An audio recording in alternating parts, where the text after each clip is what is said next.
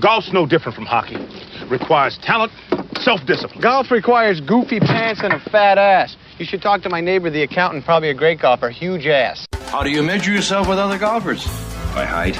It's a very, very special honor. I'm Paula Creamer, and you're listening. Well, we're waiting.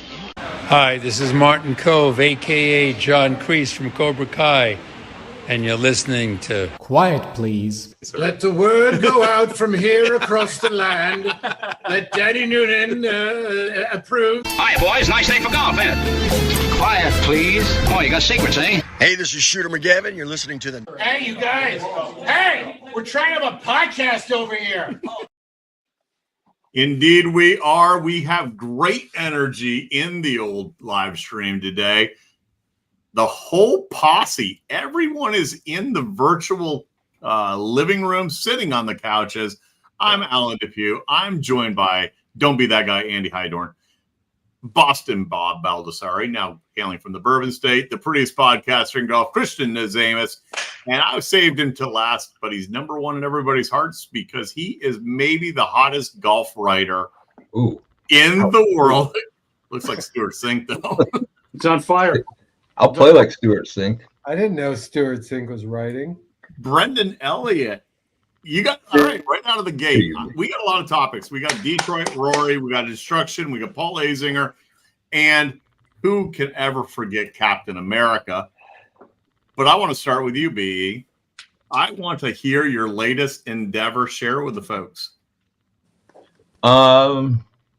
Started today is the senior golf writer for Athlon Sports and the Morning Read newsletter.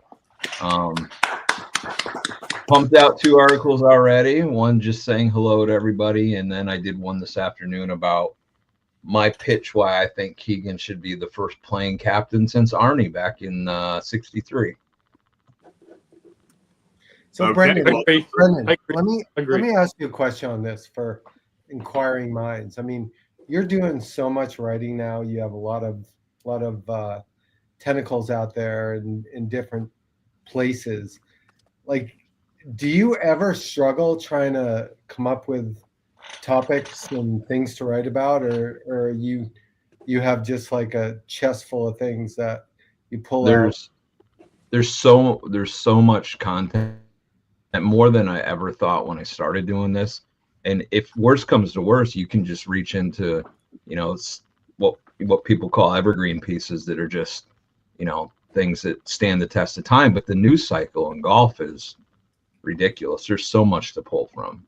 So now one of the problems I do have is now that I'm more so many outlets, I have to be careful if a topic is very similar that they want me to write about, and I got to come from it from another direction. But I think that sometimes, I guess you'd call dilemma, has made me even better at what I do, because I can look at things from all different perspectives. Yeah.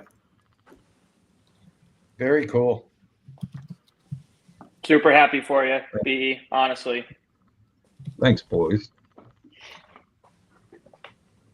Oh, AD, we should tell the folks that we will be streaming very soon, finally.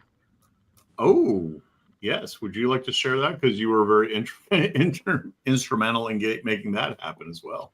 Well, Ryan, and actually, you're doing another show in conjunction with this new platform, correct? Yeah, and I don't know what I was getting into with that, because I did the pilot today, which should be coming out here soon. Doing a 3-minute show and trying to cram a whole bunch of stuff into 3 minutes is really, really difficult. And I didn't think it was going to be, but I did 15, 20 takes. Well, I'll tell you what, when Golf Talk Live, which was the predecessor for basically this show, when we were still on the radio, we always put out a Golf Talk Minute. Yep. Every Wednesday as a teaser with topics for the upcoming, where we might be traveling for remotes. And dude, it's brutal to try to squeeze everything you want to try to say into 1 minute sometimes.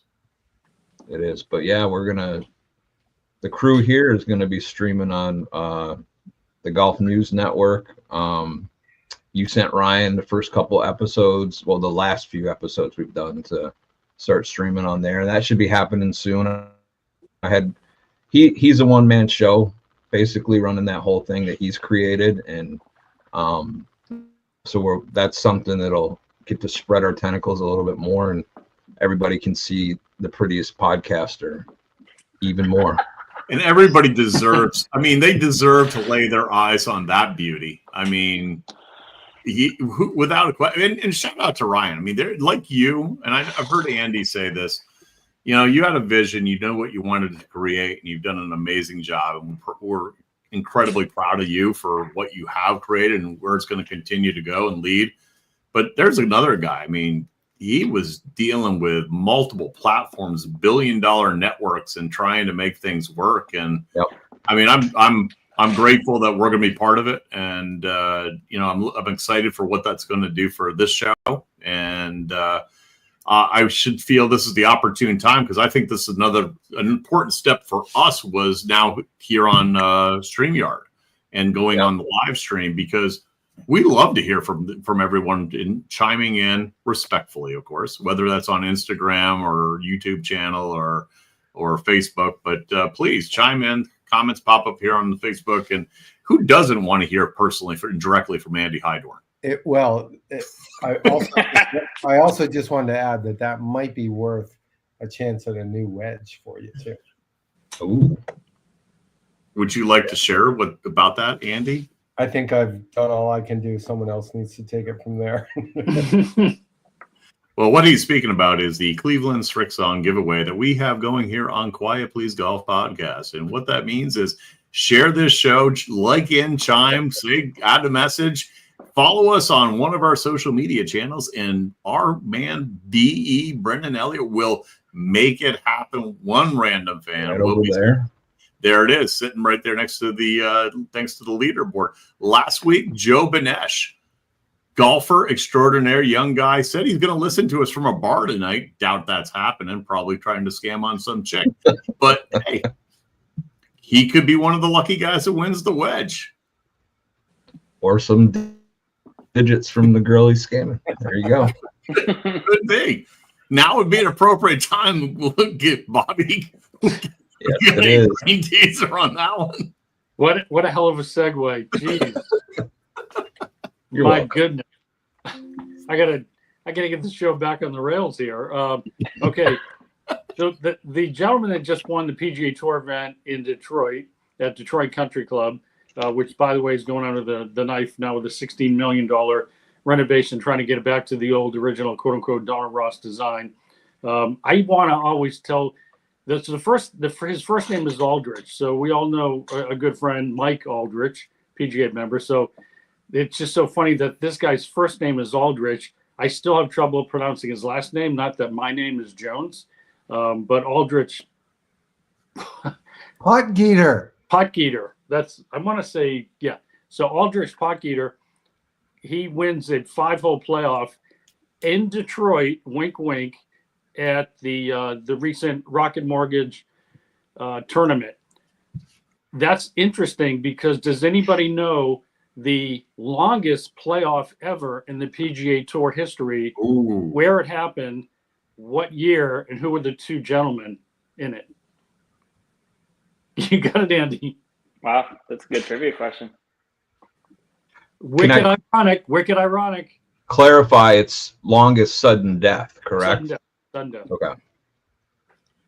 Because there was those. So we're gonna let this one fester for a little the while. details, Brendan Elliott. Can I have a hint? Was it before my time? Oh yeah. Everything's before your time. Everything's before your time. That's right.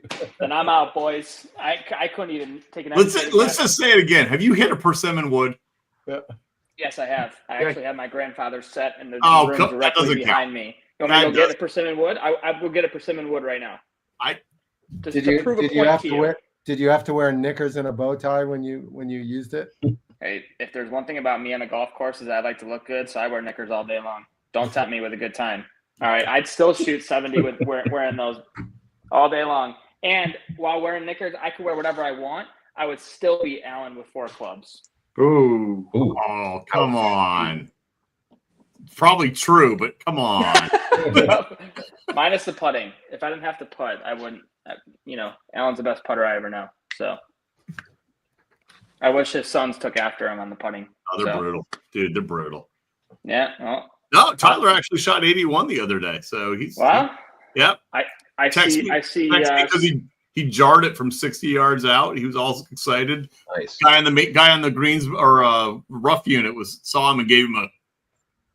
Nice. I see son number 1 this weekend, so we'll see how that lab putter's working out for him.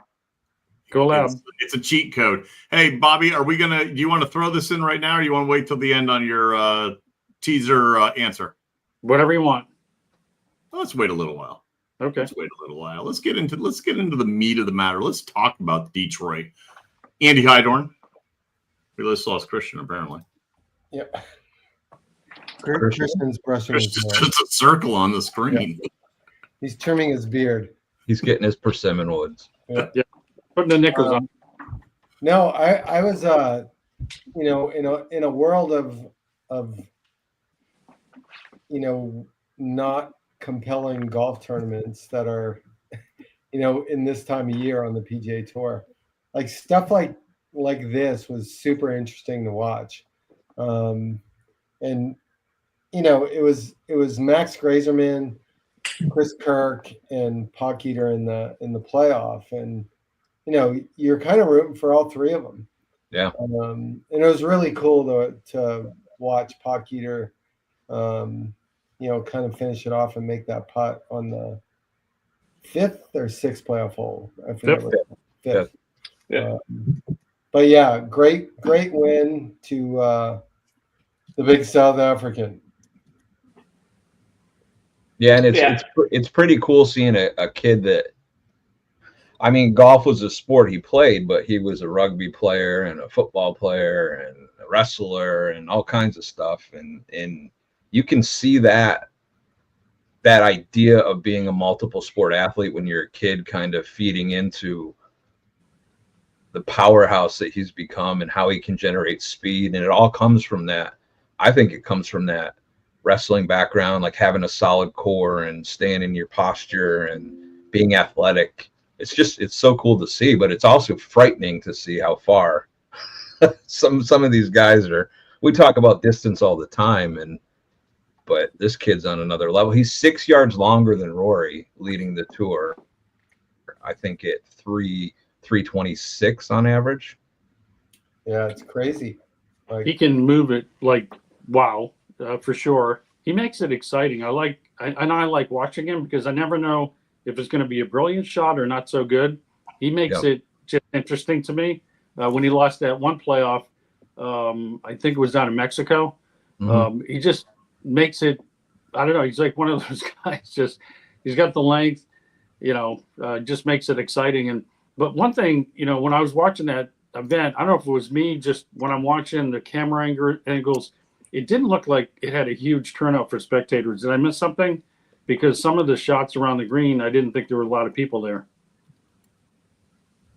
I don't think there was a huge turnout from what I watched personally, but I thought it was a great event personally. I have to give a shout out to Kevin Roy, Syracuse local. Yeah.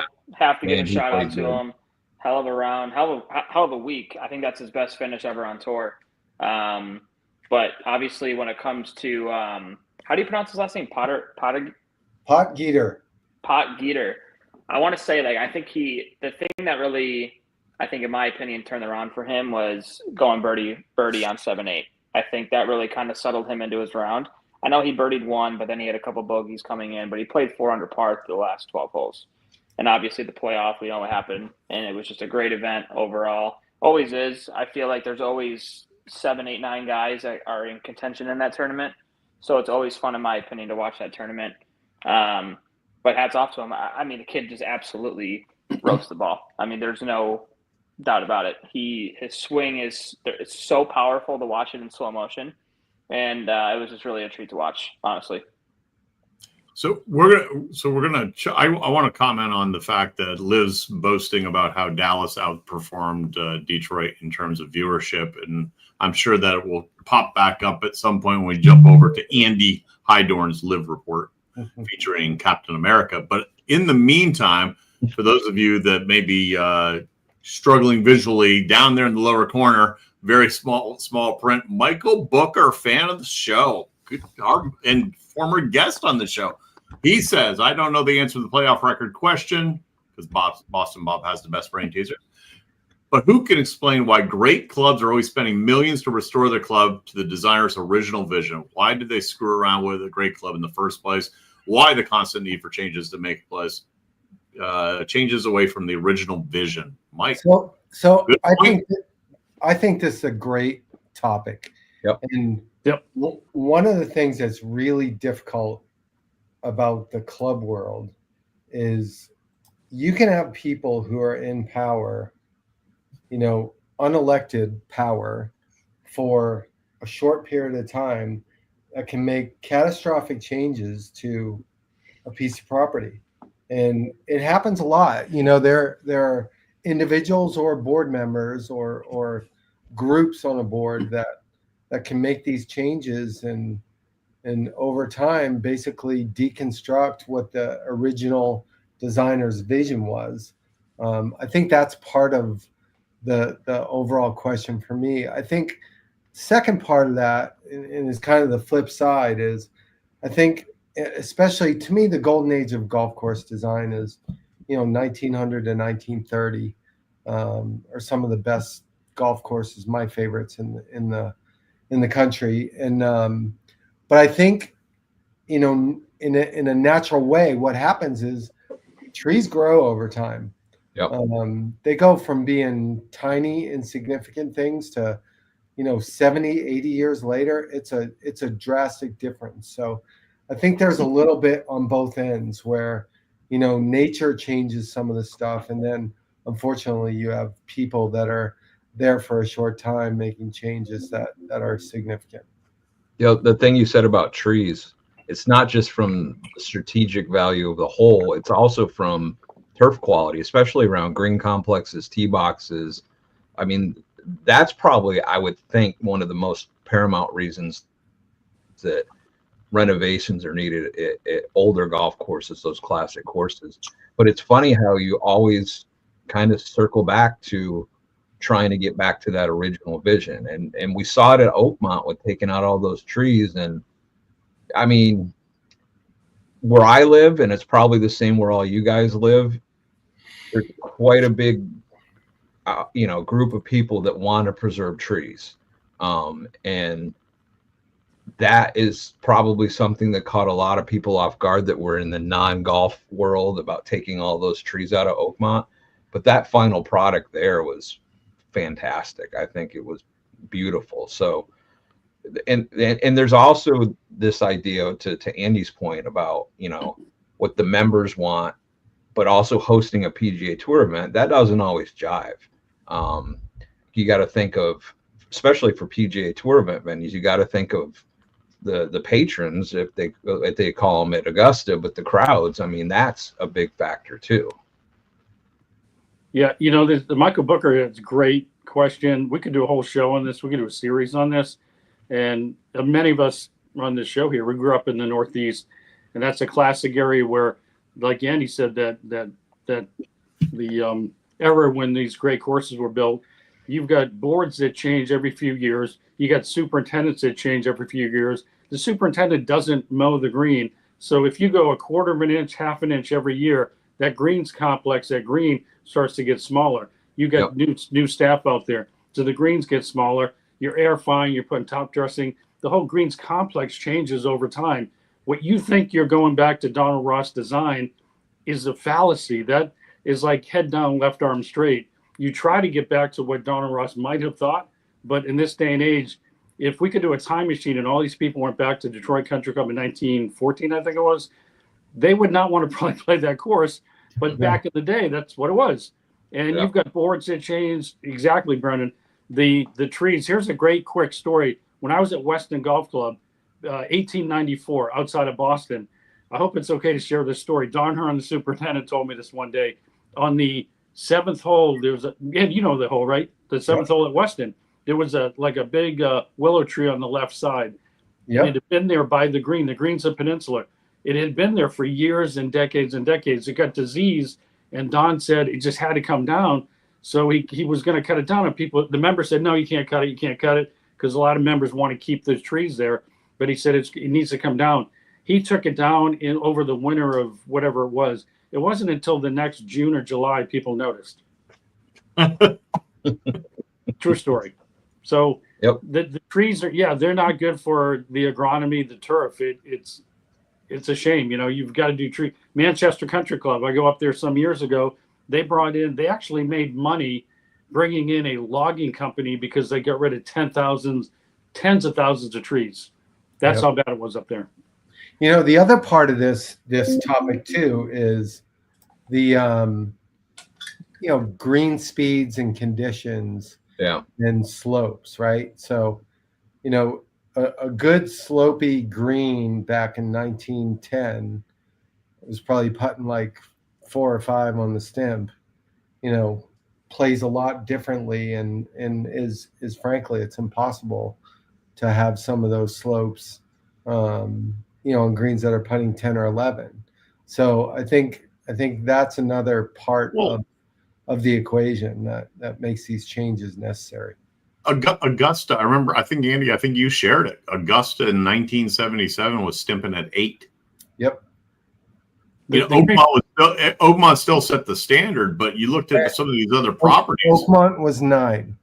Well, correct. Okay. Now they're talking about this thing stimping at like 15, and there were 14 for the tournament, but some of the members were 18 for some of their events. Yes, exactly.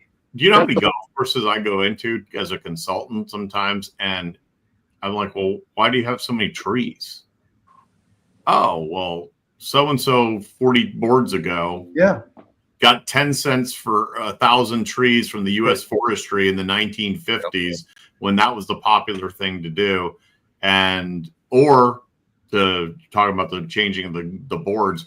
Hey, I've never liked that tee box on number 18 at a golf course not far from me. Let's rebuild it 3 times. And oh yeah, by the way, my buddy happens to be a landscaping contractor. It can do the job.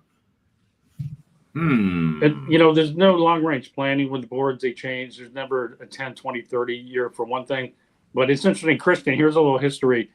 Putters used to have a loft on them, 7-8 degrees of loft, and putting motion was very risky years ago because the putting green, the tees now, really good, nice golf course or fairways. That's what people putted on years ago. And I can still out putt you, pretty boy. Yeah, you probably could, honestly. Actually, not this weekend. This past weekend, no way. I would have beat you. You went see Turtle Low? I was at a bachelor party this weekend up at Turning Stone Resort in Verona. Played at Tunio, played Kaluuya and Shenandoah. 76, 74, 76 from the tips, may I add. Nice.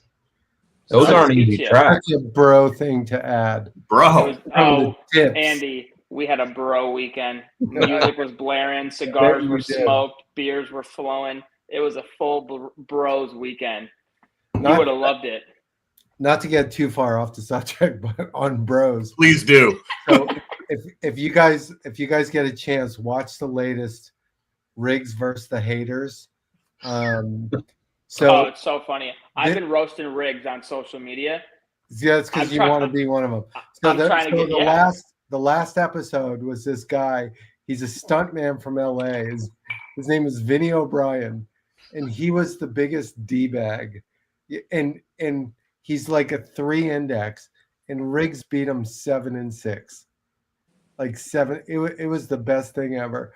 But this dude was like, they were having a flat out argument on the first tee. He goes, we're playing the tips, we're here, we're playing golf, we're bros, we're playing the tips. It's like, So again, Michael followed up with all good points, but the move to restore and go back to original designs is real. 100% agree. And I think all this means is we need to have one of our golf course architect friends come on as a panelist so we did to chime in and let's talk about this. I personally found it really cool. I was texting you guys. Will Gil Hans did the flyover right before the Open, and he in detail talked about all the points he was making for redesigning. We'll just call it Mont because the oak went out the window. Anyway, Rory, mentally challenged. Is he? Where are we at? What's going on with him? But Boston Bob. I lost you there for a second. What was that? What's up with Rory? Oh, Rory, yeah. I think we need to get Steven Yella on again. I think it's called, and Roy, I'm trying to think. So Roy gets to the Mount Everest, and he hits that peak. And so what do you do next? I mean, Jack said, hey, now you're freedom. You're free. You're just going to play golf and go out there. But I think it's an interesting mechanism in the brain that it's called melancholy. And like he's just not, something's off. I know he's going to Portrush and he thinks that that's going to be something that he can get his spirits back up. But I mean, when you've attained something you tried for a long time, you get all this pressure, you've got public pressure, and you make it. I think that's something where, yeah, a lot of people might think, oh, well, now he's great. He's just going to, coast. But something's going on. His comments, his demeanor, his play, of course. I mean, I did not let in. Paul McGinley said the same thing. I didn't like that comment that a Rory makes because a lot of kids look up to this guy. When I was at PGA headquarters and we started PGA Golf or PGA Junior League, and Rory got behind that, which was great. But all these kids look up to him, and for him to say that he doesn't have to do media and he's he can do whatever he wants and he earned it, and whatever the comment was, that doesn't sit well with me. So BE, is this have anything to Bobby? I think is spot on. Personally, he's attained what was unattainable before, and he needs to find new motivation. But does this just breed into who he is? Because we've talked about it in the past. We've seen it where he's a great chaser. Yeah, and he was chasing something. He's just got to refine that idea of chasing something, and maybe it could be, I mean, he's still so young. Maybe it could be majors, or maybe it could be where he falls on the all-time win list, or he's got to find something. And I agree with Bobby. It has not been fun to watch, especially for someone that likes Rory a lot. Andy Heidorn. But maybe Portrush will be. Maybe that'll be something. Otherwise, I don't see anything. FedEx I mean, why would you get up for anything when you just completed the career Grand Slam and you're his age? Like, yeah, but he just needs a reset, right? Like, and I think probably, hopefully, he got that in the last couple of weeks. I think to all of your points, it's been oddly difficult for him to lead up to winning the Grand Slam, and then it's been oddly difficult for him to figure out what his life was like after it. So, but I think a month or so of that is understandable, and now he can reset and focus on the rest of his career. Christian, does he just need a bro weekend? No, I don't know what's going on with Rory's. I think there's some stuff going on at home, probably. But Rory's been in the spotlight since he's become a pro. I mean, really since he won the U.S. Open at Congressional, he's been in the spotlight ever since. And I'm not trying to – I love Rory, I think, but if you can't handle the pressure of being in the media and some of the comments that he's made, not even just at the U.S. Open, but recently in the last couple of years, Tiger, Jack, Arnold, any of these guys, they never would have said that, especially Tiger. That's because the media was never, ever even close to. You're right, 100%. But I think it's a different planet. Yeah, definitely. And I don't know. I don't know what's going on personally. I don't think Portrush is going to make a difference personally. Maybe it will. I have no idea. It's kind of like maybe Portrush is like his Masters, where he's feeling so comfortable where he knows where to miss it and so forth. But again, it's just. It's kind of it really shocked me when he said that at the U.S. Open, because like Bobby said, it's like a lot of kids look up to him. He's such a face. He's him and Scotty are like the face of the PGA right now, right? And it's just kind of, it was really shocking and alarming for me to hear that, especially with the club flowing too. Like, there's no need for that in the game. Period. Yeah. I don't care how bad of a shot you hit. If you're a pro, I don't care what sport you play, basketball, golf, whatever the case might be. You're always held to a higher standard because people look up to you, period. And go ahead, finish, because I got something. That's what I was going to say. You're always held to a higher standard, period. Like, there's no need for it. There's no need to get pissed on the court. There's no need to get pissed on the golf course. Is there this wasn't even on our itinerary. I'm going to throw it out there.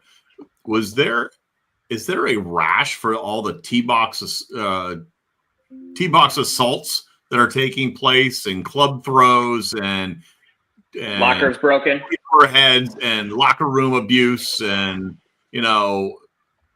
when is enough? Well, they should get fined. You go right to don't be that guy. It's not going to hurt them at all. It doesn't matter. Okay, then maybe the PGA Tour then should come out and say if you damage any of the tee markers or golf course, then you are suspended for the next event that you want to play in, or something. Make a statement.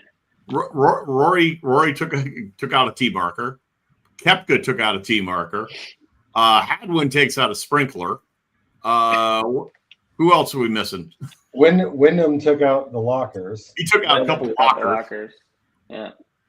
But you can name half a like John Rahm hanging clubs. I think Bryson took out a tee marker too, didn't he? And if he didn't, I'm just spreading the rumor that he did.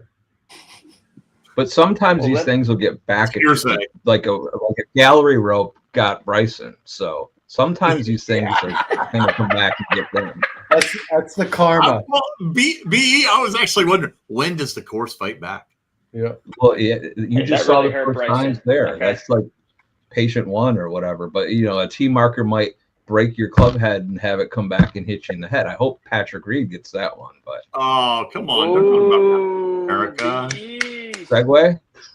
I'm with you, bro. Why are you throwing shade on that? Oh, look, it's Andy Hunter's liver. Oh, here we go. Patrick Reed or Bryson DeChambeau? I think Bryson would be, personally. Andy, anything? Are we going to talk about Patrick Reed finally winning? Who? After 41 starts in the 3-day shotgun outing? Let's put him on the Ryder Cup team right now. It's the feel-good story. It's the feel-good story. It's the feel-good story of the decade. Patrick Reed wins in a playoff at Live Golf Dallas. I did have a conversation with a guy today who was there, who's a pretty traditional golf guy, and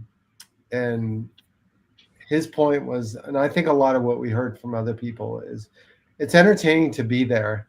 It's fun to be in the atmosphere and around. I don't think that has any commentary one way or the other on the golf. But I think still as a fan, you got a lot of good players in those fields. Certainly, they're top heavy, but it's entertaining for people to go to and for people to watch. And that's kind of the message I got back from my secret source on the ground. But you got to fill in. Patrick Reed uses his daughter's putter to win. Yeah, see. No, why don't you take that one? I don't know. That's all I know. That's all we got on it. That's our read on. Patrick Reed uses his daughter putter. I'll throw in there that allegedly, or apparently, I'm just looking here as we speak. Live Golf, lots of qualifiers making it into the Open Championship, which will be a quasi segue for that. But why wouldn't they? Basically, all of Live is made up of international players anyway. So seems to make sense, at least in my mind. So that's Andy Heidorn's Live report. Let's take that off the screen. I've had enough of that. There's no way he makes it. I'll put it that way. I'll end with that. There is 0% chance Patrick Reed makes the Ryder Cup team. Oh, no, there's no way. Not even close. He's 35th in the rankings. I just looked it up. There's not a chance. But it took him 41 events to win a Live event. Does Bryson make it? Thumbs up, thumbs down. Bryson make it? Yes or no? Yes, of course. He's the best golfer by far. Brooks Koepka. No. Not this time. Not even. Bryson is the only live golfer that will make the Ryder Cup team. And I'll even throw in there, Keegan should be a playing captain, period. Yes, 100%. You know who wrote about You don't think who wrote Terrell about Hatton? that? You don't think Terrell Hatton's going to make it? I mean, from a commentating standpoint, I listen to Terrell Hatton all day long. If he commentated in golf, it's not. But you don't think, you don't we think he's talking gonna only make the U.S. Ryder team? Cup team? We talking U.S. team or European teams also? Both. I think. Then you got I know about him. both. You got Sergio might make it. Well, yeah, I mean, I don't care about the international team because the U.S. is going to win. Andy Heidorn says no. I do say no, and not because I want them to win. I just think that they have a better team. Michael Booker, golf was the last pro sport to find gentlemen athletes. Now the dumbed down culture has come to golf. He's right. He's 100% right. I mean, like our Don't Be That Guy last week for the second week in a row was Wyndham Clark. And I think the most egregious part of that whole, 2 weeks standing at Don't Be That Guy was the second week where he just didn't get it and didn't even know how to do an appropriate apology. Like that's what Booker's talking about. It's like that's the dumbed down entitled athlete, and it's pathetic. So his Andy, apology was half-assed. So Andy, unless you have another one, I mean, are we giving him the three-peat just because he went another week without saying anything? No, we're not giving him the 3P. Oh, you got another one? But I think Bobby had one. Oh, Bobby's got one? What do you got, Bobby? Am I wrong? No, I don't think I have one. Well, I might have one. Fire away, Christian. Don't be that guy when you are playing a resort golf course or any golf course in the country or the world for that matter, who just constantly sits on the tee box fairways, ticked off at a group in front of you, might be playing a little bit slow, wants to speed up pace of play a little bit when you're not going anywhere and the group in front of you is already in the tee box, you're on the green, etc., whatever. So don't be that guy that wants to ruin everybody else's day and so forth. We had a couple of those this past weekend where they just sat. Can you record that public service announcement for this coming weekend at Eagle Ridge? Anytime. Seriously, Eagle Ridge is like a home course to me. For my 362 golfers and counting on the books for July 3rd. Wow. Anytime. It's all contextual pace of play. If you're a fast player behind a group that is on pace, you feel they're slow, and you're playing so fast. It's like driving into Daytona 500. You got a fast car, you behind the pace car. Yeah. Just, So, Tracy Chapman. We had 6 of us this past weekend, and we played the worst round of golf that we played was 4.5 hours. And that was the last golf course that we played. The average 4 hours, 4:15. That's great. Pretty good for a resort golf course. Oh, may I add, cart path only too. One quick retort to Mike Booker's comment about golf being the last pro sport to find gentlemen athletes. I would throw out there that the NHL has quite a few gentlemen athletes. And a shout out to Matthew. Now I'm blanking on his first name. The first pick in the draft. No, first pick in the draft. Schroeder. Schroeder Schaefer. No, I know who you're talking about. Though. The Islanders picked him first. What a great kid. His mom just Schaefer. Yeah. Schaefer. I mean, but the NHL is full of. You know what? You know why I think that is, Andy? Having had 2 boys that played higher levels, we'll say, or aspired to play higher level ice hockey. Yeah. It's because they're sent away at age 16. Yeah. Or 15, and they're forced to live on their own, albeit under the supervision of people. But they grow up, and they grow up fast, and there's an expectation for the history of the game and an expectation that they're held accountable for. And it's very much like golf. Like it very much is like golf. And not only did Matthew Schaefer's mom die, but the family, the mother of the family that he lived with, she passed away as well. But what a great kid. And I just love to see, humility and, just good young people who have that dose of respect and humility, and there's a lot of hockey players like that. 100%. They're the best. Boys, we're not on the 18th green yet, but we're coming down the 18th hole. I want to work this one in because I know Andy Hydern is going to chime in. Maybe we'll talk about it again next week. But Azinger chimes in with golf construction's out of control. I'm just going to sit back and let you guys talk on this one. We need a whole show on this. Huh? We need another show just on. You know what? Let's table this for next week because we need a lot of time. This is a great topic, and I think it would be great to have a good 30-minute discussion on just this. Yeah, because I need to dig into it too. I had somebody in the comments on something I wrote on My Golf Spy, an instructional piece that posted something from that podcast, and I need to go back and watch it. All right, so if you can give me 3 or 4 minutes, I want to vent on my own little "Don't Be That Guy." We send our normal weekly, our bi-monthly,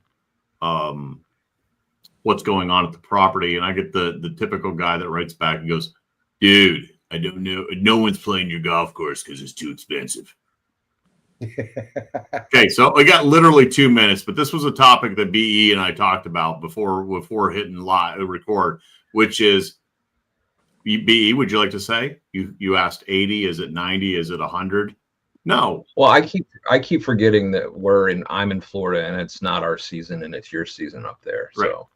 So we are on a resort. We are on a resorty type of destination because we're on the Jersey Shore. And guess what? It's 4th of July weekend, and we are by far, yes, I'll say it, shameless plug. We are the best conditioned golf course on the northern part of the Jersey Shore. And why should I not be charging $150 or more if I can get it? Supply and demand. Supply and demand, and God knows the operators across the country, they took it on the chin for a decade or longer. And golf's had a rebirth, and it's not that they're gouging; they're just. Believe me, if it wasn't worth it, you'd be the first one to know.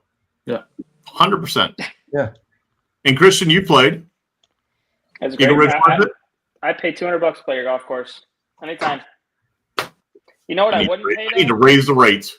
I'll say this: I had to pay $250 to play a Tunio this past weekend. Not worth it. Overpriced, unfortunately. There you go. Yeah. Bobby, I'm going to bring this one back for you. Boom. Yeah. Okay, ready? So this last weekend, Aldrich Potgieter, getter.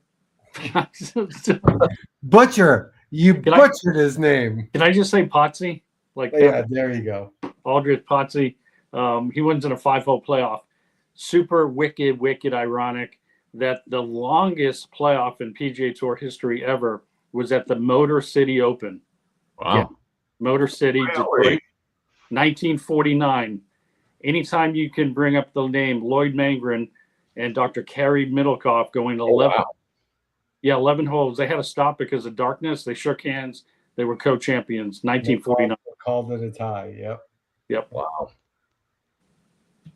I love the brain teasers. If anybody, go ahead and Google Lloyd Mangren, just Mangrum.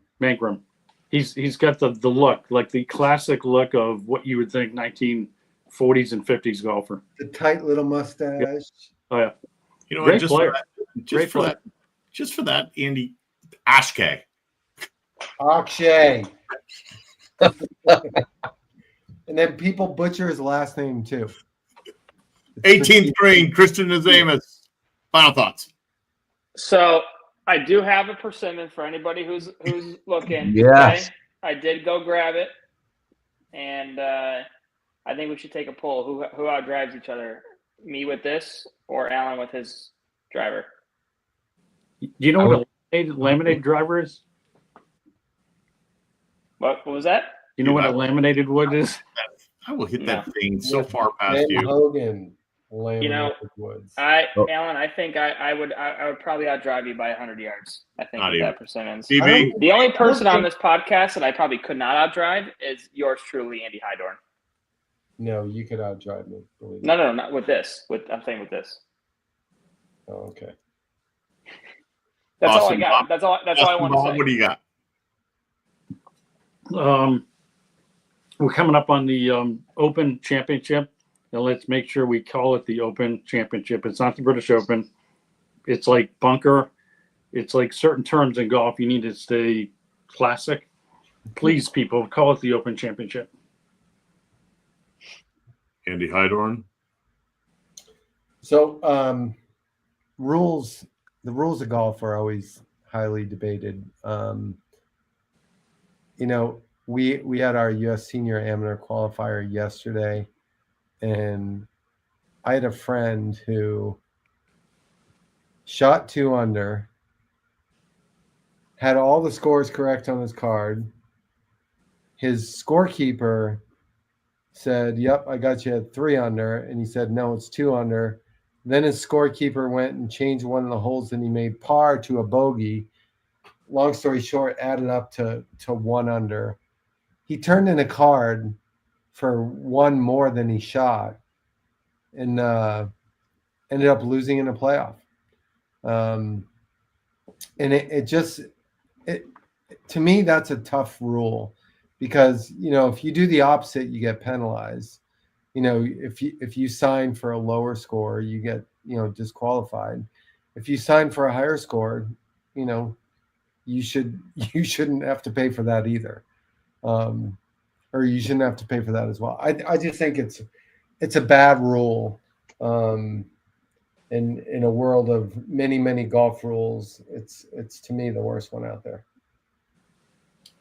I concur. Noted golf columnist Brendan Elliott. Final thoughts. Bobby mentioned the Open Championship coming up. Why this is one of my favorites? It's also the same week of my wedding anniversary, which will be 25 years this year. Sure. And I am a fan of Ian Poulter. I think I've mentioned that before on this show. But Ian and his son Luke are both going out to try to get a spot in the Open Championship. So that would be a pretty cool story if they both could somehow find a way in. Love it. Well, you know who did make it in? Since we're going all Open Championship, the first golfer ever from Estonia to make the Open Championship after holing out for Eagle in a playoff. Oh, I saw that. And Andy, I'm going to butcher it, but I believe it's Richard Teeter, Teder, Tidar. The amateur. Yes. Yeah. So there you go. We'll let you butcher names from Estonia, but not really, you know, regular English names. Guy? Yeah. Can't do it. All right. Till next week, boys. We're talking Azinger next week. We are talking Azinger.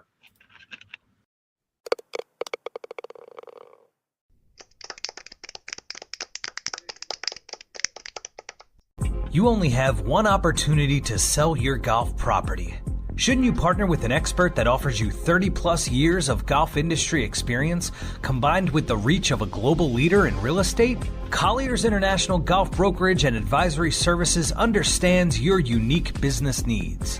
Whether it is brokerage, management, and consulting, be reassured that the market leader in the business of golf is providing you the real answers and practical solutions you deserve. Contact Golf Talk Live co-host and Colliers Golf Advisory Services member Alan Depew today at 717-554-8519.